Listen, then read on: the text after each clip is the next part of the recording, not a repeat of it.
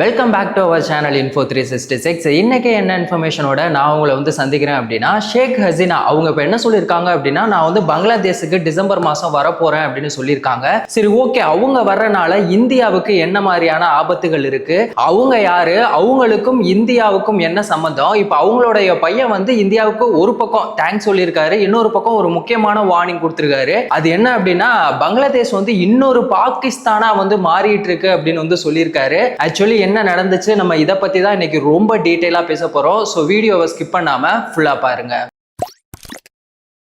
ஷேக் ஹசீனா இவங்க பங்களாதேஷ்ல 15 வருஷமா பாத்தீங்கன்னா பிரதமரா இருந்திருக்காங்க. இவங்க தான் முன்னாள் பிரதமர். இவங்க யாரு அப்படின்னு சொல்லி பார்த்தோம்னா, ஷேக் முஜிபுர் ரஹ்மான் அவங்களுடைய பொண்ணு. இப்போ என்ன இருக்கு அப்படின்னு சொல்லி பார்த்தோம்னா, 2024 இந்த அரசு வேலை அதுல பயங்கரமான ஒரு பிரச்சனை ஒண்ணு நடந்திருக்கு. அதுல இந்த இடஒதுக்கீடு அதுல 56% பாத்தீங்கன்னா இடஒதுக்கீடு படியும், மீதி 44% தான் திறமையானவங்களுக்கு வேலை அப்படிங்கிற மாதிரியான ஒரு இதை கொண்டு வந்தாங்க. அந்த 56% பாத்தீங்கன்னா 30% இந்த விடுதலை போர்ல தியாகிகள் இருப்பாங்கல்ல, அவங்களோட புள்ளைக்கு பேரனுக்கு அவங்களுக்கு தான் இந்த வேலை கிடைக்கணும் அப்படிங்கிற மாதிரியான ஒரு விஷயத்தை கொண்டு வந்தாங்க. இதனால மாணவர்கள் ரொம்பவே போராட்டம் பண்ண ஆரம்பிச்சுட்டாங்க. அந்த போராட்டம் அப்படிங்கிறது அந்த சமயத்துல ரொம்ப பெரிய கலவரமா மாறிடுச்சு அப்படின்னு தான் சொல்லணும். ஆக்சுவலி 2018 இந்த இடஒதுக்கீடு அப்படிங்கறத கேன்சல் பண்ணிட்டாங்க. ஆனாலும் திரும்ப 2024 ஜூன் மாசத்துல திரும்பவும் இதை கொண்டு வந்தது எரியிற நெருப்புல எண்ணெய் ஊத்துற மாதிரி. இது ரொம்ப பெரிய ஒரு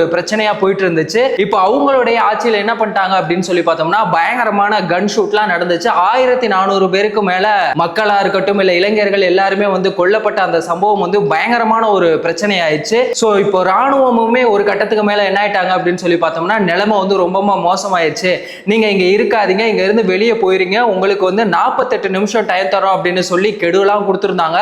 அப்போ அவங்க என்ன பண்ணாங்க அப்படின்னு சொல்லி பார்த்தோம்னா, அவங்க ஆக்சுவலி லண்டனுக்கு போறதா தான் பிளான் இருந்தது. பிரிட்டன் அரசு நீங்க இங்க வர்றதுக்கு நாங்க பெர்மிஷன் கொடுக்க முடியாது அப்படின்னு சொல்லிட்டாங்க. ஷேக் ஹசீனா அவங்களுக்கும் நம்ம பிரதமர் மோடி அவர்களுக்கும் நல்ல ஒரு உறவு இருந்ததுனால அவங்க என்ன பண்ணிட்டாங்க அப்படின்னு சொல்லி பார்த்தோம்னா, இந்தியாவுக்கு வந்திருக்காங்க. இப்போ 2024 இருந்து 26 2 வருஷமா அவங்க இந்தியாவில தான் பத்திரமா இருக்காங்க. அதுக்காக தான் அவங்களுடைய பையனுமே என்ன சொல்லியிருக்காங்க அப்படின்னா, ரொம்ப தேங்க்ஸ் அவங்கள நீங்க பாத்துக்கிட்டதுக்கு, இவ்வளவு சேஃபா பாத்துக்கிட்டதுக்கு அப்படிங்கிற மாதிரியான ஒரு விஷயத்தமே சொல்லியிருக்காங்க. இப்போ என்ன இருக்கு அப்படின்னு சொல்லி பார்த்தோம்னா, டிசம்பர் மாசம் நான் திரும்பவுமே பங்களாதேஷ்க்கு போக போறேன் அப்படின்னு சொல்றாங்க. ஏற்கனவே அவங்க மேல பங்களாதேஷ்ல மரண தண்டனை கொடுக்கணும் அப்படிங்கிற மாதிரியான ஒரு விஷயம் இருக்கு. இப்போ அதுக்குமே அவங்க என்ன சொல்றாங்க அப்படின்னா, அவங்க என்ன கொன்னாலும் பரவாயில்ல, என் மக்களுக்காக நான் திரும்பவுமே பங்களாதேஷ்க்கு போவேன் அப்படின்னு சொல்லியிருக்காங்க. சரி, ஓகே, இந்த 2 வருஷத்துல பங்களாதேஷ் பொருளாதார ரீதியா வளர்ச்சி அடைஞ்சிருக்காங்களா அப்படின்னு சொல்லி கேட்டோம்னா கிடையவே கிடையாது. அவங்களுக்கு மிகப்பெரிய வீழ்ச்சி மட்டும்தான் இருக்கு. அவங்க எல்லா விஷயத்தையுமே கடன் வாங்கி தான் பண்ணிட்டு இருக்காங்க. அந்த மாதிரியான ஒரு சிச்சுவேஷன்ல தான் இப்போ பங்களாதேஷ் இருக்காங்க. இன்னொரு பக்கம் என்ன இருக்கு அப்படின்னு சொல்லி பார்த்தோம்னா, பங்களாதேஷ் பாகிஸ்தான் 2 பேருமே இப்போ ரொம்பவே நெருக்கமாயிட்டாங்க.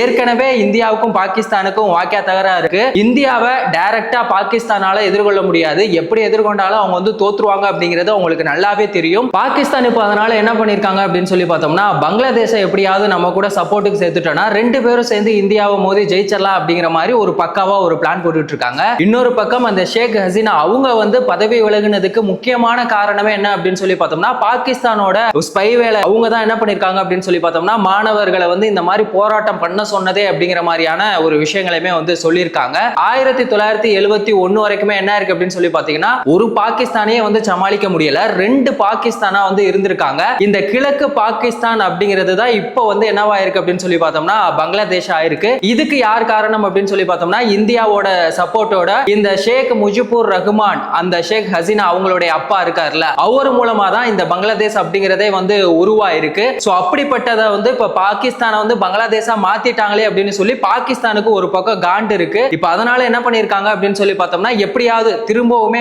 பழையபடி நம்ம இன்னொரு பாகிஸ்தானை உருவாக்கணும் அப்படிங்கிற மாதிரி பல வேலைகளை அவங்க சைட்ல இருந்து பாத்துக்கிட்டு இருக்காங்க அப்படின்னு தான் சொல்லணும். இப்போ இந்தியாவுக்கு இதனால பயங்கரமான ஒரு நெருக்கடி. ஏன்னா ஏற்கனவே இந்தியா பாகிஸ்தான் பிரச்சனை, இன்னொரு பக்கம் இப்ப இந்தியா ஷேக் ஹசீனா அவங்களுக்கு அடைக்கலம் கொடுத்ததுனால இப்போ பங்களாதேஷும் பாத்தீங்கன்னா நம்ம மேல வந்து ரொம்பவே காண்ட்ல இருக்காங்க. சோ இந்த பிரச்சனைகளை வந்துட்டு நம்ம இந்தியா வந்து எப்படி சமாளிக்க போறாங்க அப்படிங்கிறது ரொம்ப பெரிய ஒரு தலைவலியா தான் இருக்கு. இப்போ அவங்க வந்து டிசம்பர் மாசம் தான் வரப்போறேன் அப்படின்னு வந்து சொல்லியிருக்காங்க. அதுக்கு இன்னும் 4 மாசம் இருக்கு. இருந்தாலுமே வந்து என்ன இருக்கு அப்படின்னு சொல்லி பார்த்தோம்னா அதுக்குள்ள இந்த தீவிரவாத அமைப்புகள் மூலமா பாகிஸ்தான் வந்து பங்களாதேஷ் அட்டாக் பண்ணுவாங்களா, இல்ல இவங்க 2 பேரும் சேர்ந்து இந்தியாவை அட்டாக் பண்ணுவாங்களா, இது எல்லாத்தையுமே வந்து இந்தியா எப்படி சமாளிக்க போறாங்க அப்படிங்கிற எல்லா விஷயங்களுமே வந்துட்டு இப்ப வரைக்குமே வந்து கேள்விக்குறியா தான் இருக்கு. ஃபைனலா ஒரு விஷயம், நீங்க அப்பையில இருந்து இப்ப வரைக்குமே பாத்தீங்கன்னா இங்க தகுதியானவர்களுக்கு வேலை வாய்ப்பு அப்படிங்கிறதே வந்து கிடைக்கிறதே கிடையாது. இந்த கோட்டால அது மட்டும் இல்லாம இந்த சுதந்திர தியாகிகள் அவங்களுடைய வாரிசு அவங்களோட பேர பிள்ளைங்க